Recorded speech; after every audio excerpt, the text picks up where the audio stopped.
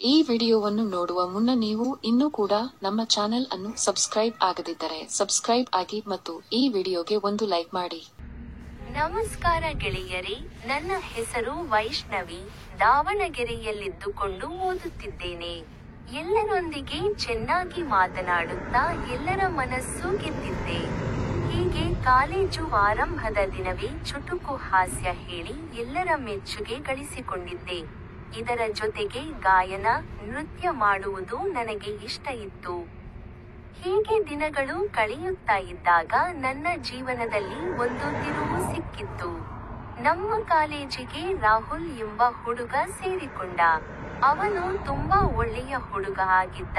ತಾನಾಯಿತು, ತನ್ನ ಓದು ಎಂಬಷ್ಟೇ ಇದ್ದನು. ಅವನು ಕಾಲೇಜಿಗೆ ಸೇರಿ ಹೊಸಬ ಆಗಿದ್ದರಿಂದ ನಮ್ಮ ಕಾಲೇಜಿನ ಬಗ್ಗೆ ಅಷ್ಟಾಗಿ ಅವನಿಗೆ ತಿಳಿದಿರಲಿಲ್ಲ. ಹೀಗಾಗಿ ಅವರ ಕ್ಲಾಸ್ ರೂಮ್ಗೆ ಹೋಗುವ ಬದಲು ನಮ್ಮ ಕ್ಲಾಸ್ ರೂಮ್ಗೆ ಬಂದಿದ್ದ. ನಾನು ಅವನಿಗೆ ಇದು ನಿಮ್ಮ ಕ್ಲಾಸ್ ರೂಮ್ ಅಲ್ಲ ಅಂತ ಹೇಳಿ ಅವರ ಕ್ಲಾಸ್ ರೂಮ್ಗೆ ಕಳಿಸಿದೆ. ಈ ವೇಳೆ ನನಗೆ ಮತ್ತೆ ಅವನಿಗೆ ಏನೋ ಹೊಸ ಅನುಭವ ಆಯಿತು.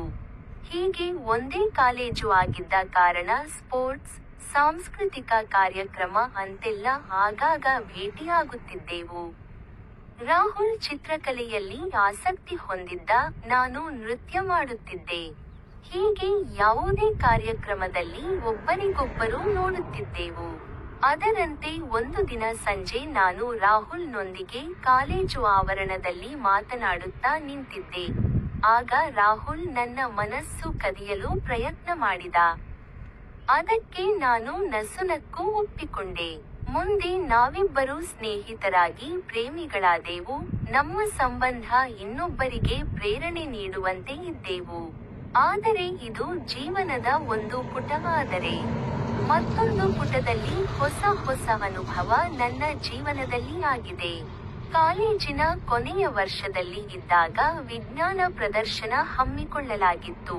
ನಾನು ಮತ್ತೆ ರಾಹುಲ್ ಇಬ್ಬರೂ ಭಾಗವಹಿಸಿದ್ದೆವು. ಆಮೇಲೆ ಕಾಲೇಜು ಮುಗಿಯುವ ದಿನ ಬಂದಂತೆ ರಾಹುಲ್ ಬೆಂಗಳೂರಿನಲ್ಲಿ ಕೆಲಸ ಮಾಡಲು ಯೋಚನೆ ಮಾಡಿದ. ನಾನು ದಾವಣಗೆರೆಯಲ್ಲಿ ನೃತ್ಯ ತರಬೇತಿ ಪಡೆಯಲು ನಿರ್ಧಾರ ಮಾಡಿದೆ. ಪೂರ್ಣವಿರಾಮ. ಹೀಗೆ ಒಂದು ದಿನ ಎಲ್ಲರೂ ಕಾಲೇಜು ಮುಗಿಸಿ ಮನೆಗೆ ಹೋಗುತ್ತಿದ್ದರು. ಆದ್ರೆ ನಾನು ನಮ್ಮ ಕ್ಲಾಸ್ ರೂಮ್ ಒಬ್ಬಳೇ ಕುಂತಿದ್ದೆ. ರಾಹುಲ್ ನನ್ನ ಕಾಲೇಜು ಸುದ್ದಿ ಬೇಜಾರ ಆಗಿ ನನ್ನ ಕ್ಲಾಸ್ ರೂಮ್ ಹತ್ತಿರ ಬಂದಿದ್ದ. ಆ ವೇಳೆ ಯಾರೂ ಇರಲಿಲ್ಲ. ಆಗ ಮಳೆಗಾಲ ಬೇರೆ ಆಗಿತ್ತು. ಮಧ್ಯಾಹ್ನದ ಹೊತ್ತಿಗೆ ಮಳೆ ಜೋರಾಗಿ ಸುರಿಯತೊಡಗಿತ್ತು. ಕ್ಲಾಸ್ ರೂಮ್ ಅಲ್ಲಿ ನಾನು ಮತ್ತೆ ರಾಹುಲ್ ಇಬ್ಬರೇ. ಹೊರಗಡೆ ಮಳೆ ಬೇರೆ. ಹೀಗೆ ಹೊರಗಡೆ ಸಿಡಿಲು ಶಬ್ದ ಏಕಾಏಕಿ ಬಂದು ಬಿಟ್ಟಿತು. ನಾನು ಹೆದರಿ ರಾಹುಲ್ ಕೈ ಹಿಡಿದೆ. ಹೀಗೆ ರಾಹುಲ್ ನನ್ನ ಕೈ ಹಿಡಿದು ಧೈರ್ಯ ತುಂಬಿದ. ಆಮೇಲೆ ಮಾತು ಬೆಳೆದು ಕೊನೆಯಲ್ಲಿ ಅಲ್ಲಿಯೇ ಯಾರೂ ಇಲ್ಲದನ್ನು ನೋಡಿ ಕೆಲಸ ಮುಗಿಸಿ ಬಿಟ್ಟೆವು. ಇದೀಗ ಕಾಲೇಜು ಮುಗಿಸಿ ನಾನು ನನ್ನದೇ ನೃತ್ಯ ತರಬೇತಿ ಕೇಂದ್ರ ತೆರೆದುಕೊಂಡಿದ್ದೇನೆ. ರಾಹುಲ್ ಬೆಂಗಳೂರಿನಲ್ಲಿ ಖಾಸಗಿ ಕಂಪನಿಯಲ್ಲಿ ಕೆಲಸ ಮಾಡುತ್ತಿದ್ದಾರೆ. ಇದೀಗ ನಮ್ಮ ಮನೆಯಲ್ಲಿ ಪ್ರೀತಿಯ ಬಗ್ಗೆ ಹೇಳಿದ್ದೇವೆ.